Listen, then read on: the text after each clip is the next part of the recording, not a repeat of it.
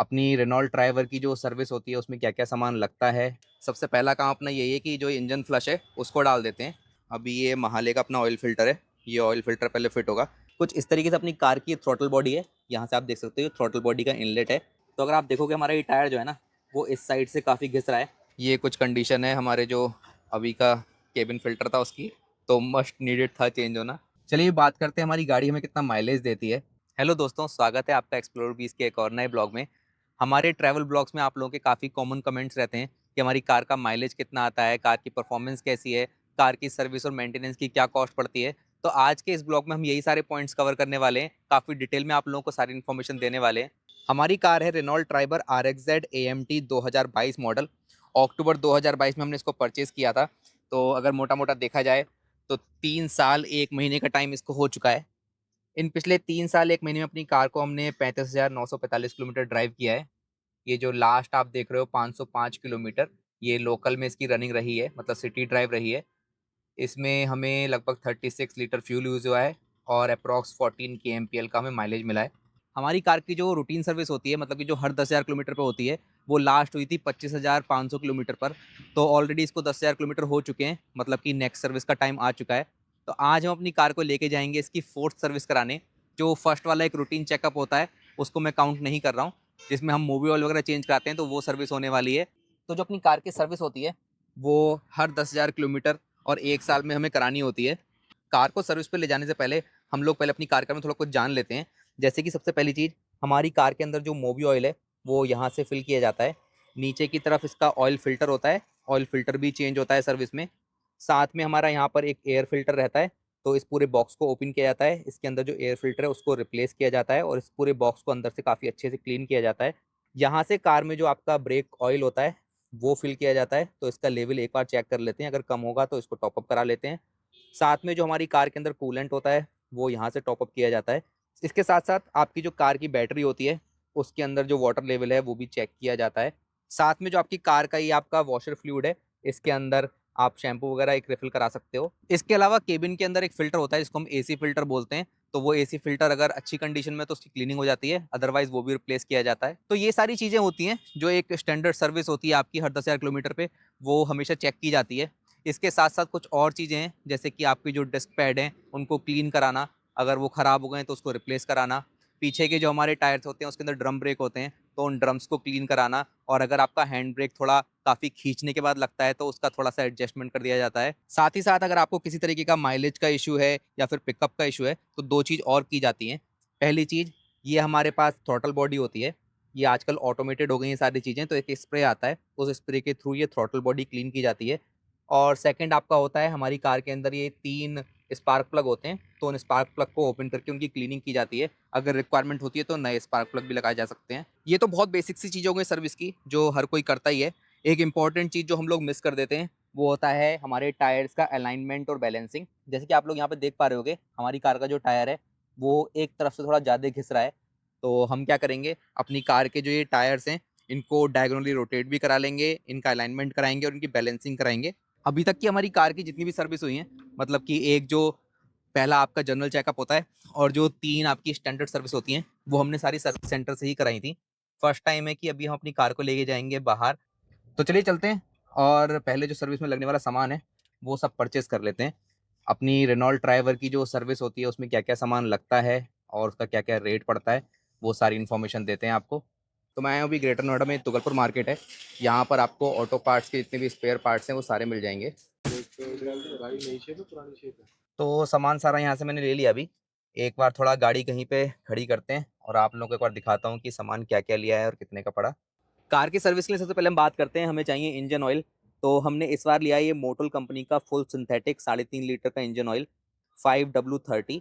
इसके साथ एक ये 250 रुपये का जो मोटल का 250 ml इंजन फ्लश था वो फ्री था। तो मोटल की जगह उन्होंने मुझे ये लुबाटो का दे दिया था। साथ में हम लेके आए महाले कंपनी का ऑयल फिल्टर। हमें यहाँ पे रेनॉल्ट की जेन्युइन एसेसरीज मिल गई थी, तो रेनॉल्ट का ही जो निसान का आपका ये एयर फिल्टर आता है वो मैंने ले लिया। साथ में एक ये केबिन फिल्टर लिया है, ये भी निसान का जेन्युइन पार्ट है। साथ में एक ये थ्रॉटल बॉडी क्लीनिंग के लिए स्प्रे आता है, वो और परचेज कर लिया था। प्राइस की अगर बात करें तो इसका प्राइस है 1750 और साथ में इसके ये फ्री था, तो ये दोनों चीज़ आपकी 1750 की हो गई। साथ में हमारा ये एक जो ऑयल फ़िल्टर है ये 250 रुपीज़ का है महाले का। जो ये एयर फ़िल्टर है ये मुझको पड़ा 340 का, और साथ में जो केबिन फ़िल्टर है ये पड़ा मुझको 250 का। लोकल मार्केट वाले भी थे, मतलब वो सस्ते थे, आपके 150 रुपये तक के थे, बट मैंने ये लेना प्रेफ़र करा। और साथ में 100 रुपीज़ का ये थ्रॉटल बॉडी क्लीनर लिया है। गाड़ी के अंदर जो ब्रेक फ्लूइड है और कूलेंट है उसका लेवल मैंने ऑलरेडी चेक कर लिया है, तो वो एकदम अप टू मार्क है, हमें उसमें कोई भी टॉप अप की नीड नहीं है। तो अभी चलते हैं जहाँ पर हमें सर्विस करानी है वहाँ पर पहुँचते हैं और गाड़ी में सर्विस कराते हैं। हमने जितने पार्ट्स खरीदे हैं वो सारे पार्ट्स तो यूज़ होंगे ही, इसके अलावा बहुत सारे जो मैकेनिकल वर्क है वो होना होता है, जैसे कि आपका जो स्पार्क प्लग है उनकी क्लीनिंग होगी, आपके जो आगे के डिस्क ब्रेक होते हैं उसमें पैड लगते हैं उन पैड्स की क्लीनिंग होगी, पीछे आपके ड्रम ब्रेक होते हैं तो उस ड्रम ब्रेक को भी मैं सोच रहा हूँ क्लीन करा लूँगा। उसके अलावा जितनी भी ग्रीसिंग वगैरह है वो सारी चीज़ें भी होंगी। तो एक बार पहुँचते हैं, आप लोगों को दिखाते हैं कि क्या-क्या काम होना है गाड़ी के अंदर। तो अपनी गाड़ी की सर्विस कराने हम लोग आए हैं तुगलपुर में, ये ओम मोटर्स है। ये जो अंसल प्लाज़ा है उसके जस्ट पीछे ही शॉप है। सबसे पहला काम अपना यही है कि जो इंजन फ्लश है उसको डाल देते हैं। तो गाड़ी अभी शायद चली नहीं है, लगभग 4 किलोमीटर हमने गाड़ी को चलाया था, तो इंजन अभी हल्का थोड़ा गर्म होगा। इसके अंदर ये जो लगभग 250 एमएल 300 एमएल आपका इंजन फ्लश होता है, ये पूरा डाल देंगे। ये सेम उसी जगह डलता है जहाँ से आप मोबिल फिल करते हो। अच्छा, इंजन फ्लश एक बार डालने के बाद ना गाड़ी को आइडल कंडीशन में रखकर आपको लगभग 10 मिनट तक चालू रखना होता है। तो गाड़ी में अभी स्टार्ट कर देता हूँ, 10 मिनट तक गाड़ी का जो इंजन है वो रन करेगा। मतलब आपको गाड़ी मूव नहीं करनी है, एक ही प्लेस पर रख के उसको चलाना है, ना ही इवन उसके अंदर स्पीड देनी है। तो नॉर्मली गाड़ी जो है वो स्टार्टेड मोड में रहेगी। 10 मिनट तक जितना भी वो मोबिल ऑयल था अभी, वो करंटली उसके अंदर जो हमने आपका ये फ्लशर मिलाया उसके साथ वो पूरा जो इंजन के अंदर के इंटरनल पार्ट्स हैं उसको क्लीन कर देगा। तो 10 मिनट अपने इंजन को हो गए थे, 10 मिनट आइडल कंडीशन में ये रनिंग रहा इस तरीके से ही, जिससे कि जो हमने अभी इंजन फ्लशर डाला था ना उसने अपना काम कर दिया होगा। अब यहाँ से जो इंजन ऑयल है उसको ड्रेन कर लेंगे।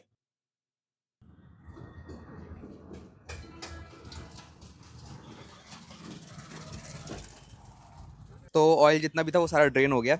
अभी ये महाले का अपना ऑयल फ़िल्टर है, ये ऑयल फ़िल्टर पहले फिट होगा, उसके बाद जो ऑयल है वापस फिल करेंगे।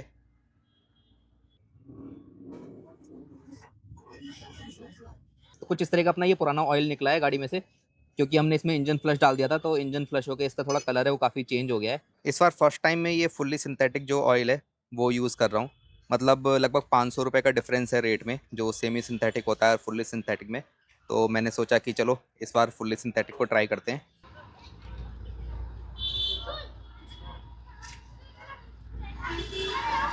तो अपने गाड़ी में हमने ये जो मोबिल ऑयल है वो टॉप अप कर दिया।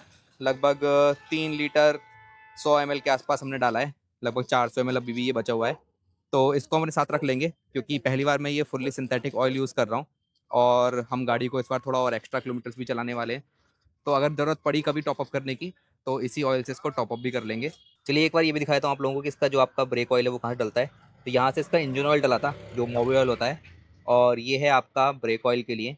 अगर मैं इसको भी ओपन करूँ तो इसके अंदर आप लेवल देख सकते हो, बिल्कुल ऊपर तक लेवल है, तो इसमें हमें किसी तरह के टॉप अप की नीड नहीं है। साथ में यहाँ से जो कूलेंट है वो टॉप अप होता है। कूलेंट भी मैंने ऑलरेडी चेक कर लिया है, उसका लेवल एकदम करेक्ट है, तो कूलेंट भी हमें टॉप अप नहीं करना है। बाकी जो ये बैटरी है इसको मुझे अभी 6 महीने ही हुए हैं नई बैटरी लगवाए हुए। मतलब हमारी फर्स्ट बैटरी थी वो 2.5 साल में ख़राब हो गई थी, और क्योंकि हमारी जो कार है ये एएमटी है तो मैं बिल्कुल भी रिस्क नहीं लेना चाहता था बैटरी से, क्योंकि नॉर्मल मैनुअल कार की तरह धक्का मार के ये स्टार्ट नहीं होगी। तो मैंने फिर इमीडिएटली इसकी जो बैटरी थी वो चेंज करा ली थी। ये भी हमने एक्साइड की बैटरी लगवाई है, 35 एएच की बैटरी है, तो इसके अंदर भी वाटर टॉपअप वगैरह कुछ चेक करने की नीड नहीं होगी। 6 मंथ का ये भी इसकी रनिंग हुई है। जब लगभग 1 साल पुरानी बैटरी हो जाएगी तो इसमें जो वाटर लेवल है एक बार वो चेक कर लेंगे। ये साथ में अपना जो एयर फ़िल्टर है वो भी ओपन हो गया है। तो ये हम अपना एयर फ़िल्टर ले आए थे। ये अच्छा था कि मुझे निसान का जो जेन्युइन पार्ट है वहाँ पे मिल गया था। तो अभी आगे से ही जो थ्रॉटल बॉडी के आगे आपका जहाँ से एयर इनलेट का पार्ट होता है, जहाँ फ़िल्टर लगता है, उसको कंप्लीटली ओपन कर रहे हैं, क्योंकि इसको भी हम काफ़ी अच्छे से क्लीन करा लेंगे। कुछ इस तरीके से अपनी कार की थ्रॉटल बॉडी है। यहाँ से आप देख सकते हो थ्रॉटल बॉडी का इनलेट है। कुछ पास से मैं आपको दिखाने की कोशिश करता हूँ कि इसकी किस तरह की कंडीशन है। बिल्कुल मुझे लग रहा है एकदम क्लीन है। अगर हम थ्रॉटल बॉडी को क्लीन कराएँगे तो मेरे हिसाब से वो अननेसेसरी होगा।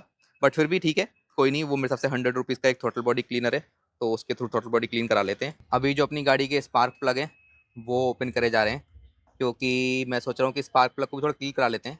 चेंज कराने की तो इतनी नीड नहीं है अभी, क्योंकि गाड़ी की जो रनिंग है अभी सिर्फ 36,000 हुई है। लगभग 60,000 के आसपास पे आपको जो स्पार्क प्लग हैं वो चेंज कराने की ज़रूरत पड़ती है। तो बस इसको भी निकलवा लेंगे, एक बार वो चेक हो जाएंगे उनकी कंडीशन कैसी है, और साथ ही साथ उसको क्लीन भी करा लेंगे। अपनी कार के जो स्पार्क प्लग निकालने का प्रोसेस है ना, वो थोड़ा सा डिफ़िकल्ट है। मतलब पहले आपको जो कपलर हैं वो निकालने हैं, उसके बाद 3 स्क्रू हैं वो स्क्रू खुलते हैं, और फिर जाके जो आपके स्पार्क प्लग हैं वो ओपन होंगे। क्योंकि अपनी Renault Triber car 3 cylinder engine है, तो इसके अंदर 3 स्पार्क प्लग हैं। तीनों स्पार्क प्लग जो होते हैं वो कुछ इस तरह कनेक्टर से कनेक्टेड रहते हैं। इसके ऊपर एक नट था जिसके थ्रू ये फिक्स था, और सामने की तरह एक कपलर था जो इसको स्पार्क करने के लिए पावर देता है। तो स्पार्क प्लग लूज़ करने के बाद जो इसके कनेक्टर होते हैं ना, उसी कनेक्टर के साथ पुश करके इसको बाहर निकाल लिया इन्होंने। तो कुछ इस तरह की कंडीशन है अभी हमारे स्पार्क प्लग की 36K किलोमीटर गाड़ी चलने के बाद। अभी हम लोग करा रहे हैं अपना ये spark plug clean. Spark plug में मतलब वैसे तो मैकेनिक के हिसाब से इसको चेंज कराने की नीड थी, बट मैं अभी इसको चेंज नहीं करा रहा हूँ।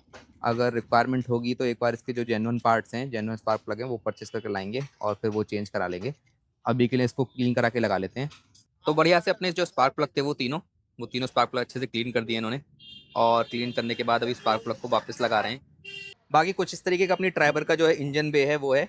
नीचे आप देखोगे हम इंजन लगाए। ये इंजन जो है ना वो टोटल 3 माउंट्स के ऊपर लगा होता है। मतलब एक माउंट इस तरफ रहता है, और सेकंड माउंट ये ऊपर की तरफ ही दिख रहा है मुझे डायरेक्टली, और थर्ड माउंट एक नीचे की तरफ रहता है। तो 3 माउंट के थ्रू ये पूरा इंजन कनेक्टेड रहता है। तो अपना ये लोबोटो कंपनी का एक थ्रोटल बॉडी क्लीनर है। वैसे मैकेनिक के हिसाब से जो अपना थ्रोटल बॉडी है वो ऑलरेडी पूरी क्लीन है, ऐसी कोई उसमें नीड नहीं है। बट फिर भी थोड़ा सा ये यूज़ करके वो उसको और फर्दर क्लीन कर देंगे, और बाकी जो बच जाएगा वो नेक्स्ट सर्विस में काम आ जाएगा। तो अभी अपना फिर हम थ्रोटल बॉडी भी क्लीन कर रहे हैं। थोड़ा थोड़ा अंदर से एक्सेलेरेटर दबाएंगे और उसके बाद ये हल्का हल्का स्प्रे इसके अंदर डालते हैं, जिससे कि जो इंजन की थ्रोटल बॉडी है वो पूरी क्लीन हो जाएगी अच्छे से। थोड़ी देर में अपना थ्रोटल बॉडी जो थी वो भी क्लीन हो गई अच्छे से। अभी जहाँ पर अपना एयर फिल्टर लगता है उसके चैम्बर को भी अच्छे से क्लीन करके और फिर इस एयर फिल्टर को भी चेंज कर देते हैं। एक साथ यहाँ पे दो दो गाड़ियाँ भी सर्विस के लिए लगी हुई हैं। एक ही अपना मारुति सुजुकी की विटारा, और साथ में अपनी ड्राइवर सर्विस हो रही है। पीछे भी 2 गाड़ी एक्चुअल में लगी हुई हैं अंदर, तो काफ़ी अच्छा खासा स्पेस है, 4 गाड़ियाँ एक साथ सर्विस हो सकती हैं। साथ में इनकी एक जो वर्कशॉप है अंदर की तरफ है जहाँ पर गाड़ी वॉश वगैरह होती है, तो वहाँ पर भी काफ़ी अच्छा खासा स्पेस है। अभी अपनी गाड़ी भी जाएगी वहाँ पर, थोड़ा अंडर बॉडी जो चेकअप है वो होना है और साथ में वॉश भी होना है, तो वो प्लेस मैं आपको दिखा दूंगा। अब देखो आप लोगों को दिखाता हूँ कि व्हील अलाइनमेंट और बैलेंसिंग भी क्यों इंपॉर्टेंट है। तो अगर आप देखोगे हमारा ये टायर जो है ना वो इस साइड से काफ़ी घिस रहा है, तो जितने अपनी कार के चारों टायर है ना इसको हम रोटेट भी करा देंगे, और उसके बाद इसमें हम जो व्हील अलाइनमेंट है बैलेंसिंग वो भी दोनों करा देंगे। तो जो हमारे ब्रेक पैड है उनकी कुछ इस तरह की कंडीशन है। अभी काफ़ी अच्छी कंडीशन है ब्रेक पैड की, तो अगले कई हज़ार किलोमीटर ये और चल जाएंगे। तो इसकी अच्छे से बस क्लीनिंग करा लेते हैं, तो ये इसको अच्छे से रेगमाल साफ़ कर देंगे और फिट कर देंगे। अपना जो ये डिस्क ब्रेक की डिस्क है उसको भी थोड़ा रेगमाल साफ़ कर रहे हैं, हल्का सा उस पर रस्टिंग आ जाती है, तो उसको अच्छे से क्लीन कर देंगे। और जो डिस्क पैड है उसको भी अच्छे से क्लीन कर देंगे। डिस्क पैड चेंज करने की अभी नीड नहीं है, तो सेम डिस्क पैड जो है वो अपना वापस फिट हो जाएंगे। तो एक तरफ का अपना पूरा जो टायर है फ्रंट का वो रेडी हो गया, सब कुछ फिट हो गया है, वापस टायर अच्छे से लगा दिया है। सेम प्रोसेस है, दूसरे का टायर भी इस तरीके से अभी उठाएंगे, टायर खोल के उसके अंदर जो डिस्क पैड है और डिस्क है उसको क्लीन कर देंगे, और जो कैलिपर पिन है उसके अंदर अच्छे से ग्रीसिंग कर देंगे। तो कुछ इस तरीके से अपने जो आगे के दोनों पहिए थे वो सेट हो गए, वापस फिक्स कर दिए। जो पीछे के अपने ड्रम ब्रेक है ना उसकी वैसे तो क्लीनिंग कराने की कोई नीड होती नहीं है, मतलब हमारी गाड़ी 36,000 किलोमीटर चली है सिर्फ, पर फिर भी मैं सोच रहा हूँ कि इसको क्लीन करा लेता हूँ तो बेटर रहेगा। जो हमारा हैंड ब्रेक है उसको पहले मैं लगभग जैसे 4 या 5 लेवल तक खींचता था, सफिशिएंट ब्रेकिंग हो जाती थी। अभी वो थोड़ी मुझे लूज़ लग रही है। तो हम अपनी सर्विस जो करा रहे हैं वो ये ओम मोटर्स पे करा रहे हैं। इसी के साथ में बाइक सर्विस के भी एक शॉप है, काफ़ी सारी स्पेयर पार्ट की शॉप भी हैं। इस शॉप के जस्ट सामने की तरफ जो ये बाउंड्री वॉल दिख रही है ना ये अंसल मॉल की है, मतलब इसके पीछे की तरफ जो है अंसल मॉल है। यहाँ से ये जो अपनी मेन रोड जाती है तो गलपुर के लिए वो है, पास में अपना इंडियन ऑयल का पेट्रोल पंप भी है। तो गाड़ी अपनी वापस से घुमा के लगा ली है, क्योंकि अब जो काम होना है वो पीछे वाले पहियों में होना है। तो दोनों पहिए ओपन करके जो इसके ड्रम होते हैं उसको अच्छे से क्लीन कर देंगे, ग्रीसिंग कर देंगे, और जो इसका थोड़ा सा कुछ आपका कैलिब्रेशन सेट होना है कि जो आपका हैंड ब्रेक खींचने में ना मतलब 1 या 2 कट पे ही काफ़ी अच्छे से ब्रेक लग जाए, तो उस तरह से करा लेते हैं। तो अपना पीछे का भी टायर भी निकाल दिया इन लोगों ने। ये जो आप देख रहे हो ये ड्रम ब्रेक है एक्चुअली, तो इसका जो कवर है वो ओपन करना होगा, और उसके अंदर पूरा जो सिलेंडर वगैरह होता है, स्प्रिंग वगैरह होती हैं, वो सब क्लीन होंगी अच्छे से। तो ये थोड़ा फ़ायदा होता है हमने, क्योंकि अपने जो पीछे के ड्रम है उसकी सर्विस थोड़ा जल्दी करा रहे हैं, तो काफ़ी ईजिली ये ड्रम निकल गया, वरना काफ़ी मुश्किलों से इसको ठोक पीट के निकालना पड़ता है। अंदर की कुछ इस तरह की कंडीशन है इसकी, पूरे में इसमें थोड़ा धूल जम गई है, तो इसको अच्छे से क्लीन करा लेते हैं।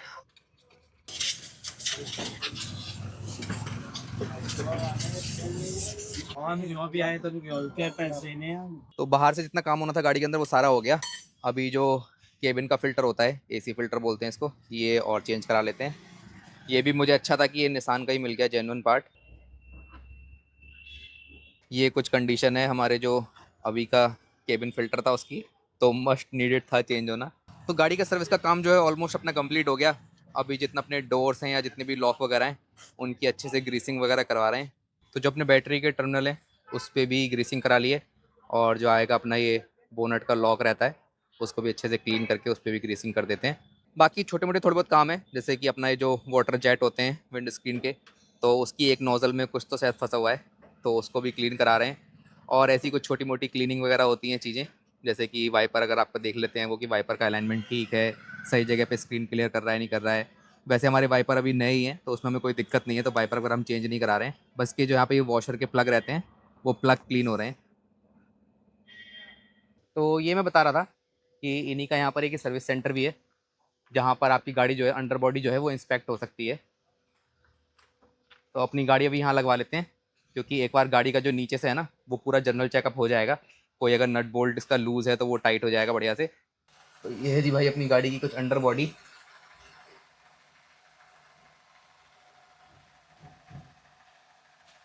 तो अभी भी काफ़ी सारी गाड़ी यहाँ पर सर्विस के लिए खड़ी हुई है, मतलब कुछ पे डेंटिंग पेंट का काम भी चल रहा है, और बाकी जो अंडर बॉडी चेक होनी है वो वहाँ हो जाती है। इसी के सामने अपना वॉशिंग सेंटर भी है, तो गाड़ी यहाँ पे अच्छे से क्लीन भी हो जाएगी। तो अभी अंडर बॉडी इंस्पेक्शन होने के बाद अपनी गाड़ी यहाँ पे वॉशिंग के लिए लग रही है, तो गाड़ी को अंदर से अच्छे से वैक्यूम हो जाएगी और बाहर से अच्छे से क्लीन हो जाएगी।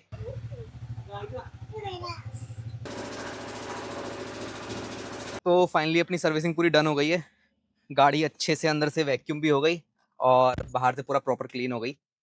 अभी एक काम और बच रहा है जो कि डेफिनेटली इंपॉर्टेंट है, हम अपनी गाड़ी का जो व्हील अलाइनमेंट है वो व्हील बैलेंसिंग भी करानी है। तो अभी चलते हैं किसी जो टायर वाली शॉप होती है वहाँ पर, और वहाँ जाके ये दोनों काम भी करा लेते हैं।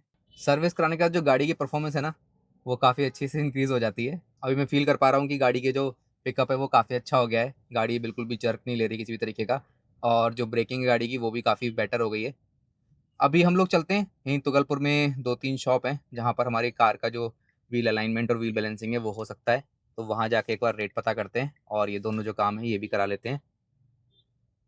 इसके अलावा हमें आप लोगों से कुछ रिकमेंडेशन मिली थी। हमें मिला था कि एक इफ्टेक्स का आपका फ्यूल एडिटिव आता है, तो वो फ्यूल एडिटिव हम पेट्रोल में मिक्स करके डाल सकते हैं। जब भी आप फ्यूल रिफ़िल कराओ तो उसके अंदर कुछ एमएल उसको मिलाना होता है। तो हम वो चीज़ भी ट्राई करेंगे, और हमारा किस तरीके का फीडबैक है उसके साथ वो डिटेल्स आपको हम अपनी किसी ट्रैवल ब्लॉग में शेयर कर देंगे। तो यहाँ पर अपनी ये के एमआरएफ की डीलरशिप है। तो अभी मैं यहाँ पर आ गया हूँ, और यहाँ पर पता करते हैं कि व्हील अलाइनमेंट और बैलेंसिंग के क्या चार्जेज़ हैं।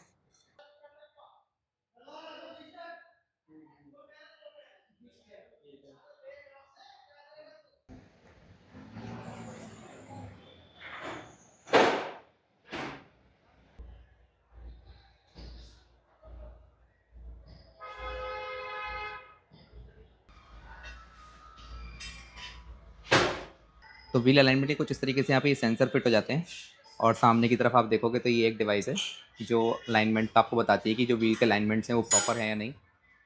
एक बार आपको मशीन जब ये बता देती है कि किस व्हील में कितना आपको अलाइनमेंट की नीडेड है, तो फिर ये गाड़ी को टो करके नीचे से जो इनके पास रिंच होता है ना उससे उसकी डायरेक्शन को थोड़ा एडजस्ट कर देते हैं।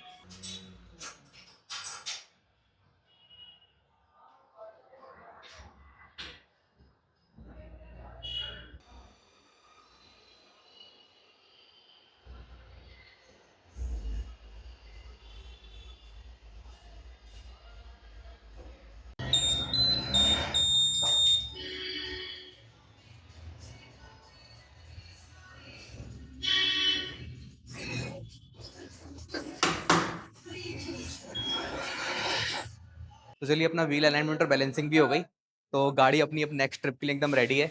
अभी हम लोग चलते हैं अपना घर, और फिर एक बार घर जाकर आप लोगों को मैं पूरा बताता हूँ कि किस तरह का हमारा सर्विस का एक्सपीरियंस था, क्या क्या काम हुआ गाड़ी के अंदर, और जब आप लोग अपनी सर्विस कराने जाओ तो आप लोग किस चीज़ का ध्यान रख सकते हो। तो फाइनली हमें लगभग 4 घंटे का टाइम लगा, और हमारी गाड़ी की जो सर्विस है वो कंप्लीट हो चुकी है। गाड़ी की सर्विस में हमने सबसे पहले वही था, जितना सामान था वो सारा खरीदा। हमने ट्राई करा कि जेन्युइन एसेसरीज हमें मिल सकें, चाहे वो थोड़ी महंगी हो, पर हमने वही चीज़ परचेस करी। साथ में अपनी गाड़ी की सर्विस कराई, सर्विस में जितनी भी लेबर कॉस्ट थी वो इंक्लूडेड थी, और साथ में जो गाड़ी के अंदर से वैक्यूमिंग थी और बाहर से वॉशिंग थी वो भी इंक्लूडेड थी। लास्टली हमने अपनी गाड़ी की व्हील अलाइनमेंट और बैलेंसिंग भी करा ली। तो हमें ओवरऑल जो कॉस्ट पड़ी वो मैं आपको एक बार ब्रेकडाउन समझा देता हूँ। गाड़ी में हमने जितना भी सामान खरीदा था, जैसे कि हमारा जो इंजन ऑयल था वो खरीदा, इंजन फ्लश खरीदा, साथ में हमने उसका जो ऑयल फ़िल्टर है, एयर फ़िल्टर है और इनसाइड केबिन का फ़िल्टर है, और साथ में हमने एक थ्रॉटल बॉडी क्लीनर भी खरीदा था। तो इसकी जो ओवरऑल कॉस्ट मुझको पड़ी वो 2700 पड़ी। इसके अंदर आप थोड़ा पैसे बचा भी सकते हो क्योंकि हमने फुल्ली सिंथेटिक ऑयल यूज़ किया था, आप सेमी सिंथेटिक भी यूज़ कर सकते हो। लगभग आपका 300 से 400 या ₹500 तक बच जाएँगे उसके अंदर। सेकंड जो हमने पे किया आपका लेबर कॉस्ट। जो लेबर कॉस्ट हमने पे करी वो करी ₹1000। देखिए लेबर जो कॉस्ट है ये वेरी करती है व्हीकल टू व्हीकल और आप कार के अंदर क्या-क्या काम कराने वाले हो उसके ऊपर। अगर मैं आपको एक जनरल आइडिया दूँ, तो अगर आप कार के अंदर सिर्फ़ ऑयल चेंज कराने वाले हैं, फ़िल्टर चेंज कराने वाले हैं, एयर फ़िल्टर चेंज करा रहे हैं और जो केबिन फ़िल्टर है ये चीज़ चेंज करा रहे हैं, तो इसकी कॉस्ट एप्रॉक्स ₹400 पड़ती है। इसके ऊपर अगर आप ये चीज़ें ऐड कराते हो कि आपको अपने टायर्स ओपन कराने हैं और आपको शू पैड क्लीन कराने हैं, तो फ्रंट के जो दोनों शू पैड हैं, उनको क्लीन करने के 100 मतलब ₹200 उसके पड़ते हैं। साथ में अगर आप चाहते हो कि आपको ड्रम्स भी क्लीन कराने हैं, मतलब कि जो पीछे के दोनों व्हील्स हैं, वो भी क्लीन कराने हैं, और साथ में आपको जो हैंड ब्रेक है उसका थोड़ा-सा एडजस्टमेंट कराना है, तो उसके लिए ₹200 और एक्स्ट्रा। तो मतलब लगभग ये ₹800 है, जिसके अंदर आपकी एक बेसिक सर्विस हो जाती है। हमने अपनी कार के अंदर जो आपके स्पार्क प्लग होते हैं, वो भी ओपन कराए थे, उनकी भी क्लीनिंग कराई थी। साथ में सारे डोर्स में ग्रीसिंग हुई है, अच्छे से उसके बाद इसकी वैक्यूमिंग हुई है और वॉशिंग भी हुई है, तो उसके ₹200 और एक्स्ट्रा हुए। तो सबसे लास्ट में हम लोग गए अपनी कार का व्हील अलाइनमेंट और बैलेंसिंग कराने के लिए।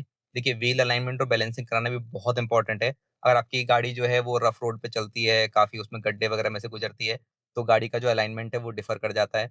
और अगर आप उसको नहीं कराएँगे तो गाड़ी के जो टायर्स हैं वो अनइवनली फिर घिसते हैं। साथ में आपका जो गाड़ी का माइलेज है, वाइब्रेशन है उसमें भी बहुत फ़र्क पड़ता है। तो हमने अपनी कार के अंदर जाकर ये सारी चीज़ें चेक कराई, टायर रोटेट करा दिए। इसकी हमें कॉस्ट पड़ी ₹700। 700 में देखिए क्या होता है कि अलाइनमेंट की कॉस्ट अलग है, बैलेंसिंग की कॉस्ट अलग है। साथ में जो वेट लगते हैं ना, उस वेट का भी चार्ज होता है, मतलब ₹1.5 से ₹2 पर ग्राम के हिसाब से वेट लगता है। तो जितना भी वेट लगेगा उसका वो चार्ज हिसाब से लेते हैं। तो ₹700 में हमारा ये सारा काम भी कंप्लीट हो गया था। तो अगर मैं ओवरऑल बात करूँ, तो हमने अपनी कार के अंदर जो सर्विस में एक्सपेंस किया, वो किया ₹4400। जो ये कॉस्ट है, ये सिग्निफिकेंटली काफ़ी रिड्यूस भी हो सकती है और रिड्यूस करने का तरीका मैंने आपको बता ही दिया कि अगर आप सेमी सिंथेटिक ऑयल यूज़ करते हो, मतलब आपकी लॉन्ग रनिंग नहीं है, आप बहुत सिटी में ड्राइव करते हो और 1 साल में आपकी गाड़ी 5-6 हज़ार किलोमीटर ही चलती है, तो आपको फिर फुल्ली सिंथेटिक ऑयल यूज़ करने की ज़रूरत नहीं है। आप सेमी सिंथेटिक ऑयल यूज़ करो, वो भी सफिशिएंट रहेगा। साथ में जितने भी पार्ट्स हैं गाड़ी के अंदर जो हमने डाले थे, हमने ट्राई किया कि जेन्युइन एक्सेसरीज़ डाल लें, तो डेफिनिटली जो जेन्युइन एक्सेसरीज़ है, वो थोड़ा-सा महँगी आती हैं। आप इसके 80% रेट में, इवन 50% रेट में भी जो दूसरी रेप्यूटेड ब्रांड्स हैं, उनकी एक्सेसरीज़ परचेज़ कर सकते हो। तो ये था हमारा कुछ अपनी कार की सर्विस का एक्सपीरियंस। मतलब मैं पहले थोड़ा-सा खुद घबरा रहा था कि बाहर से कराऊँ ना कराऊँ। लेकिन देखिए अगर आपकी गाड़ी के अंदर कोई मेजर प्रॉब्लम नहीं है, मतलब गाड़ी में सब कुछ ओके है, सिर्फ़ एक आपकी जो स्टैंडर्ड सर्विस होती है वो होनी है, तो मुझे लगता है कि आप उसको बाहर से भी कराने का कंसीडर कर सकते हो। सबसे जो पॉजिटिव पॉइंट मुझे लगा बाहर सर्विस कराने का, वो ये था कि सारी चीज़ें मेरी आँखों के सामने हुई। सर्विस सेंटर पे आप जाते हो, वो आपको क्या बोलते हैं कि आप जाकर सर वेटिंग एरिया में बैठ जाइए, अंदर आप रिकॉर्डिंग नहीं कर सकते, आप गाड़ी के पास खड़े नहीं हो सकते, तो बहुत सारे रिस्ट्रिक्शंस होते हैं। तो आप लोगों को लगता है कि यार गाड़ी के अंदर क्या काम हुआ, क्या नहीं हुआ, वो सैटिस्फैक्टरी है या नहीं, वो उसकी कुछ गारंटी नहीं रहती। बट जब बाहर से मैंने सर्विस कराई, तो मैं एक-एक सेकंड अपनी गाड़ी के साथ ही था, गाड़ी के अंदर क्या काम हो रहा है, गाड़ी के अंदर कैसी चीज़ें हो रही हैं, वो सारी चीज़ मैं खुद से देख रहा था, खुद से मॉनिटर कर रहा था। तो एक ये अच्छी चीज़ है।